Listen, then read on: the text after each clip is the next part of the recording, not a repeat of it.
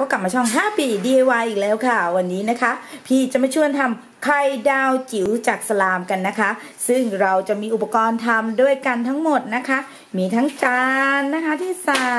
รวมถึงเจ้าสลามนะคะและก็นะคะมีดกับซ่อมค่ะก็กลับมาช่อง Happy DIY อีกแล้วนะคะช่อง DIY นะคะอะไรมุ้งมิ้งน่ารักนะคะอย่าลืมกด Subscribe และกดกระดิ่งนะคะเพื่อจะไม่ได้พลาดคลิปใหม่ๆจากช่องจิ๋วสำหรับใส่ไข่ดาวจิ๋วกันนะคะโดยที่แอดมินจะใช้ฝาขวดอันนี้นะคะกดลงไปนะคะ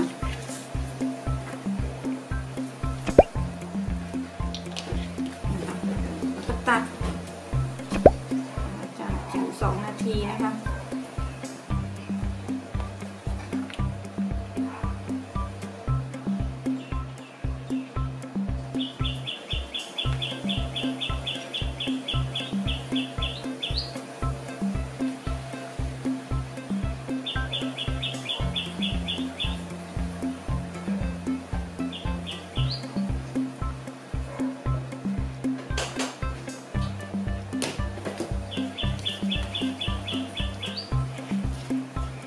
นี้แล้วนะคะเดี๋ยวเราจะทาสีนะคะให้ใช้สีเคลือบไว้นะคะเป็นที่เคลือบเล็บอะค่ะ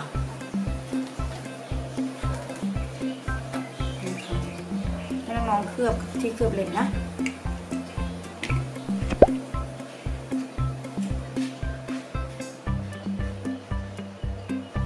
เคลือบไว้ก่อนนะคะรอจนที่เคลือบเล็บจะแห้งนะคะ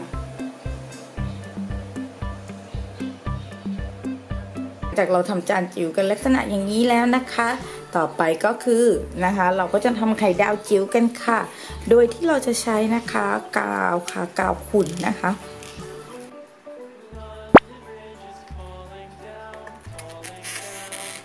หลังจากนั้นนะคะให้เรานะคะเอาน้ำยาล้างตานะคะที่ผสมแล้วนะคะอันนี้แอดมินผสมให้เรียบร้อยแล้วนะคะหลายคนนะคะอยากให้ทำดินปั้นจิ๋วนะคะแล้วก็อยากให้ทำแบบของปั้นจิ๋วอะไรอย่างเงี้ยนะคะก็จะเริ่มทำให้นะคะอาทิตย์หน้าเนาะนะคะค่ะทีนี้มันก็จะได้ในลักษณะอย่างนี้เนาะนะคะก็เป็นสลามนะคะเป็นลักษณะนี้เราก็นวดกันเนาะ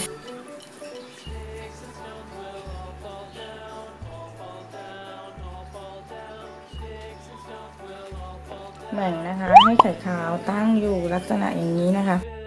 ค่ะหลังจากนั้นนะคะเราก็เอาสลามนะคะอีกส่วนหนึ่งนะคะเป็นสลามใสๆนะคะมาใส่สีค่ะให้กลายเป็นไข่แดงนะคะและนวดให้เข้ากันค่ะ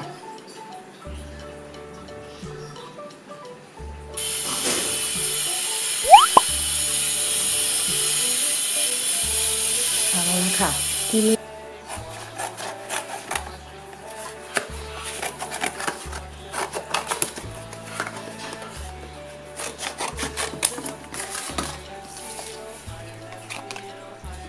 เราจะใช้กระดาษนะคะกระดาษอะไรก็ได้นะ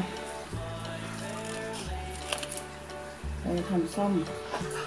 กับมีดกันนะคะ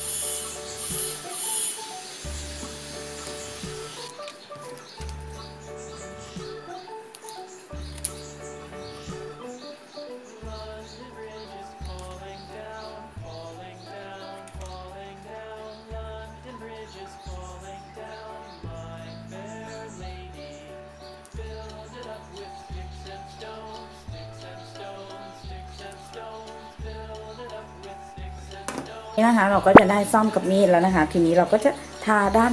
ล่างกันนะคะด้วยสีเมจิกนะประมาณว่าเป็นเขาเรียกอะไรนะเป็นด้ามจับนะคะ น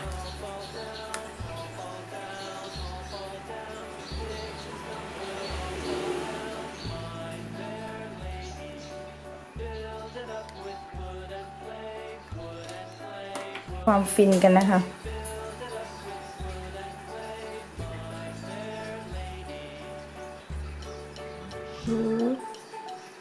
ก็สำหรับคลิปนี้นะคะพี่ก็จากลาไปด้วยการทำไข่ดาวจิ๋วนะคะสไตล์ Happy DIY นะคะถ้าชอบคลิปนี้นะคะก็ฝากกดไลค์ให้กำลังใจช่อง Happy DIY และทีมงานทุกคนด้วยค่ะและอย่าลืมกดแชร์นะคะ